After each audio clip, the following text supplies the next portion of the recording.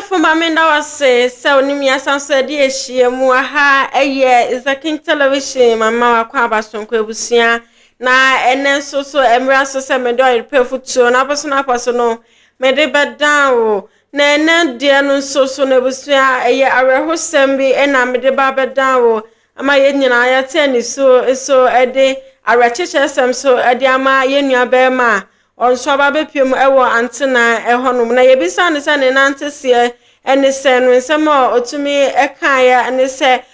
owo honum opie kakra na be sa ahomachi be 3 am na onam street no so na chese ohun se ka bia be park na mbe ma mrante wa ankentinka chese wo ma boye papa na wo mu ajre oba bia oba ne dinkikemu na oba no so no obi mpna o chese wone ne mpna be ma na enam na wo ye sanka wo kwa akotwe ne ye no na ko ne adwane hwa na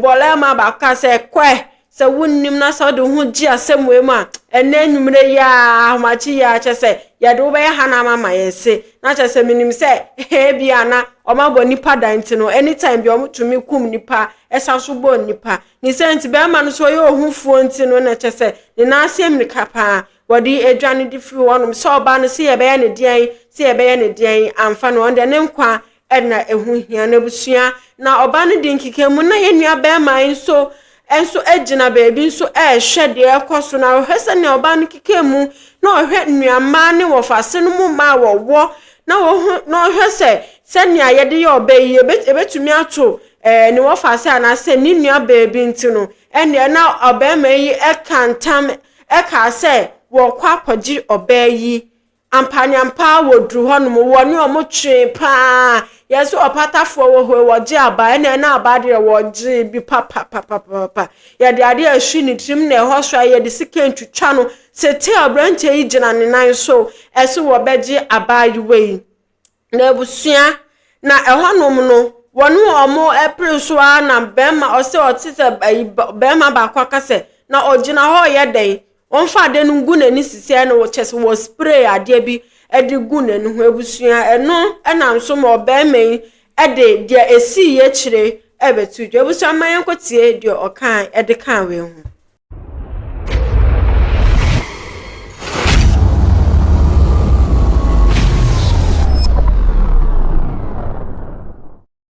Oh, your part 100.7 FM. Until I bump it to na metiko mamiti me ya afena ma ho den so te na antena me da gen so na me mu ani mu na me dan so nti na so mu ntime ntweme ne no ti atonse na mu ze ka bi eba e free KGT outside on eba na bi ba mu se men ka se police ti me ye police na so fi the police na when he jenny mood or take an jig in I'm again talk from saying about couldn't go room no or two kind of far a life on more STC be a fucker STC one it's met on enough and me tea me and many so bring me na gone it was something I'm going to myself now so the young call near sorry tea and nam quite to be drew a straw honor a life on when you send a boy no sana honor with Johnny about it nti e na boy ni so dream kabae so boy no buza say ade dey na see na ga ni ga say oh boys no komo brother yi na eno an na fi o man tin nkan say bi ma fi o free phone na line na switch off sa man tin nkan sa ti afi na mani no seminar ma mi ka light to mani na e colors be bre ti buze mi gina etwema na me se makomani afi se me yegidi bia na ese de boy si no na me hu hwe ntimi kwa na mapem bibi sa tina afi ama azare wo shem so ntimi ye enyema me pe en ya grossa me danyane a yisa me tina wa twen ansa na me hu ba bia ti andi me te wase a wani afra ba chan eye de omudigu wani no ena ma wani afra ama me ni afra yeso opatafo hoi wodi aba ampa oh yenua be ma papa ye okoye nti ohwede ne atono oso onam ho krampo na se ewiane bokese ate se wontumi kwa na mfife sha asese den na nani no wo be polisa wo call hospital crampo ma doctor ka try ne say nani no pressure wo so ti si anu se betumi ya je so mu operate baako ewie na fe ma operate second one na sana enu be me betumi nya hoto chese papa ya okoyeye ena dia atu no ni ti ye papa na ya na se anya papa na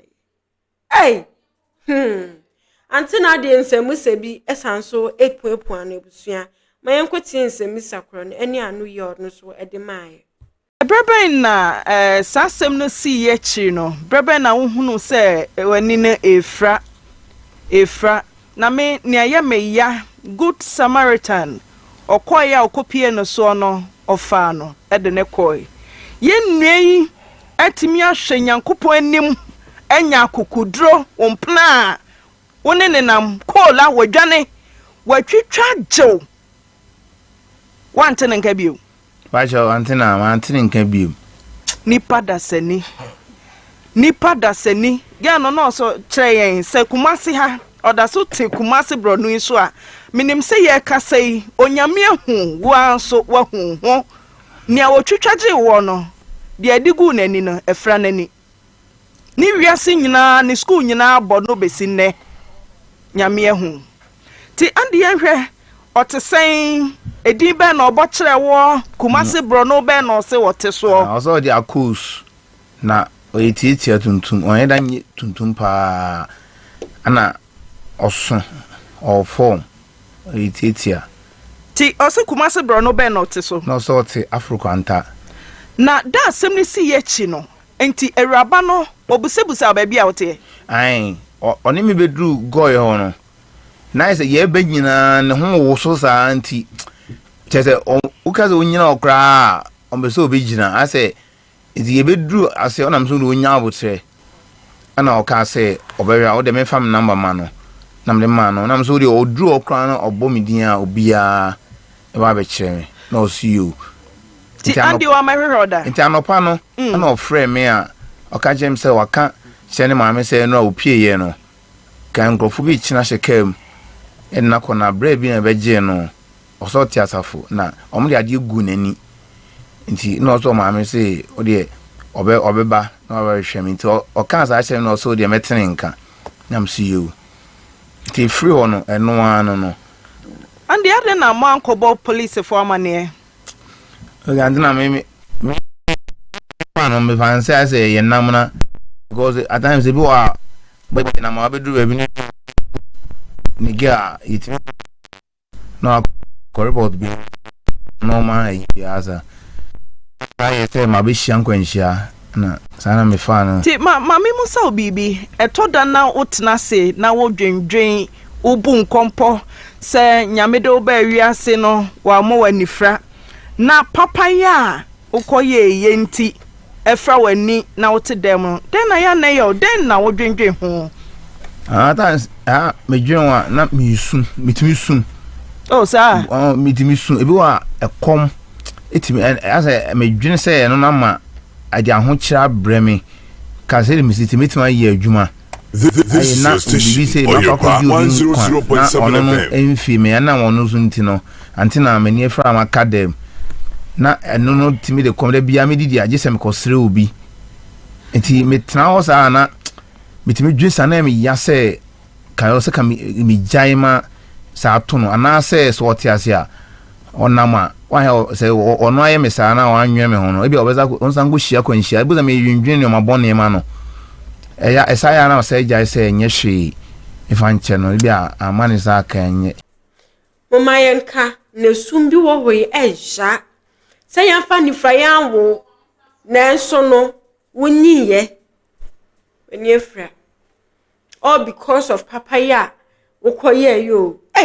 papaya bi su tumi wie bone o papaya bi etumi wie bone na ye no krampa na maame wo maje wo ba na sa wo ba be ka cho se asemesi we na je mi a abayi wa ade asabno to wo be me ebeje we ne hwe ye ne kese aba beto no mpo so o maame mpo na eyi nani a wo oba no so na wo chese be market echie woni oba na oba obeye wo yere daache wetumi agya ne ho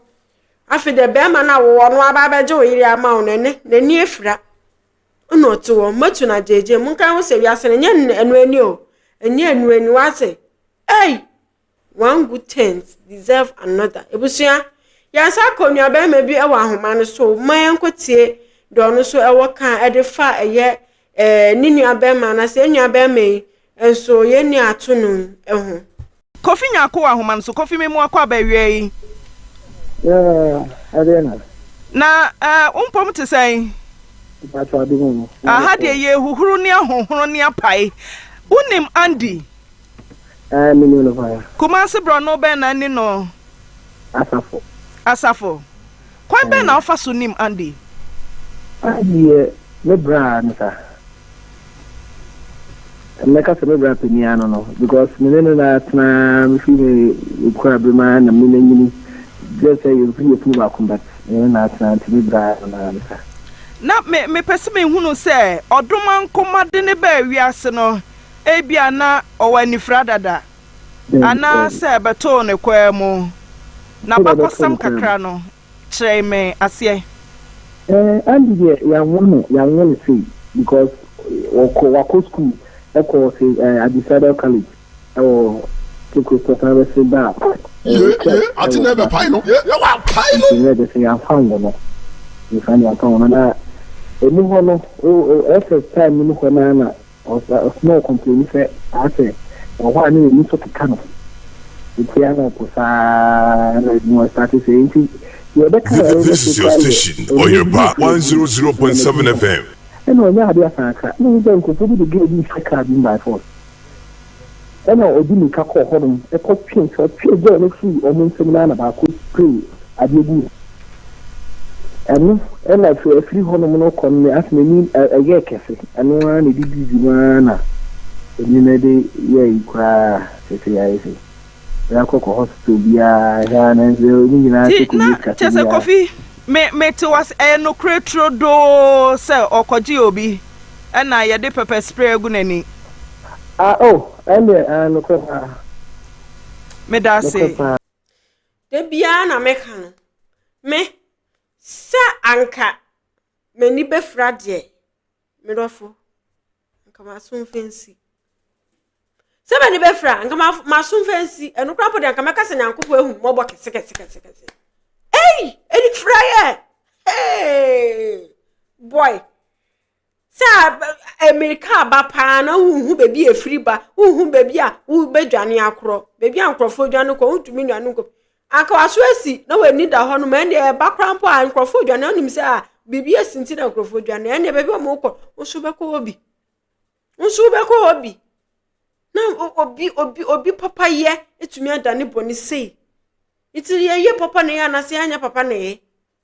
aka branti wotsena ne baby wa hwe wotso wonum krampo ne wura wonu bebre onu nti hwe dia atu no anu nti krampo aduane obedi kraje se wasere abra ba me nsu krampo no ogina brane enya se wabubu tanka wonani a tanka ontumi ne adwuma fa hwe no wana ha tontumi wotso wonum krampo na chese wo domedomi abaiwa no so aka so domi no ko odi no domi because me anya unti me meje ni afa ade me twumtim fa se kan betwitwa me e ma kuro twa me dida me ho e ma ye mbe spra ade angu me ni suma me ni mbe fra e be wie che na watumi ajeje mu anka be ma no ba nam oda ache yere asama to na se ya threat o kakra bi a che so body a wo so gidigidi wadwane asam na sie wie fiansa waba tanya be ma kukudurofo yi a wey anko wi anko aye hero if he dies today cry he's a hero na wo see say nempna no wo no na wo ye den coward like you hufo papa hufo utumi mbo ba wo pesa wo fa ntina dachi bi onya wo yere ombe ye o baby mama utumi mbo ne ho ban wan kasa mu kra wan tumi aba on bai be den no ba kra ne nam kra tumi aba no bai shame on you am obi abrantie papa bi obosie hwede ato no ni nyina isi akwakoda ne sikasem o se nyame ambemu a na sa adofo nso ambemu a we sikasem eni ye fendi agori obi pra weni anu wa how obi pra weni anu wa how na me ya na me nim se na eye planting na se bibisa yes your friend say adoye ntina kwoto wo wanya tro kasa danfo nti na so du ba bia o se hu se ya adoye na kwoto ye na nne kwoto wanya tire o shede bia na o shebon wontumi mpie yes do odware wechi no no a na san so se be osere woto odware wechi no na sere woto enne oba no sebre kra ma warebo so what's a pan we hu say abrantie yi ayo no no beje wa san so dan wechi wate dan wechi na kono kohwe no boa no unu ebusuafo mommo abrantie no ntumi hu ade abiom ama ya mama papa ye bi won ye wie kra na enu ye ho na papa ye ya ebedu baby me se papa obi anya papa ye bi o ebedu baby obi ani obeye papa ye obeye papa bi anu on mo obeye papa esan se mama papa ye crampo no chesen amafo bebrenu on ho so mo ye papa me ye papa na mewie me bone ebi ato me pen I'm talking from experience asa me makala ebi ato me pen nya madafo me ye no papa me wie ye no chale ekasu amesu na su na etwa se me boa no enso ya mama papa ye wo ho ye ya so branfo so mfa mai why na anko wie bone anasa anko ye no me amfa ma wo ye o papa no ya se na nya nuani oba sa what ya na so wehu a sa wo ye kra na so obi aka akere wa san so kwhwa abrante no ntumi regaining eyesight why o regaining vision na eniwa no enwa ne honam no ekane a eni weni wafra na nde na chesa asem no enwa no na busua mama mfa hu ensi anu se na me hu adwentwe fa video yi e comment section ase mema refi so be like en wa share na subscribe e dia mama busua obi ka atwa abdate wi okwaja na aposo ima na me de odipa futuo na aposo e de bro da se na mesan so eni e die shebi mama crow na me na wasese wo jebre na wo share me